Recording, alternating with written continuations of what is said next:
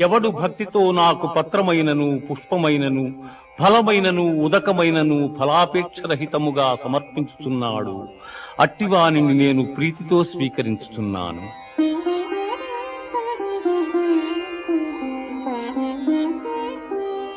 మన్మనాభవ మద్భక్తో మజ్యాజీ మాం నమస్కురు మామే వైష్యసి యుక్త్యేవా ఆత్మానం మత్పరాయణగా.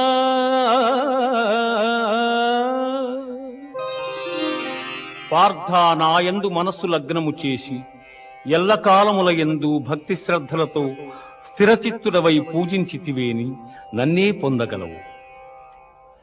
ఇది ఉపనిషత్తుల సారాంశమైన యోగ శాస్త్రమున శ్రీకృష్ణుడు అర్జునునకు ఉపదేశించిన కర్మ సన్యాస, ఆత్మ సంయమ, విజ్ఞాన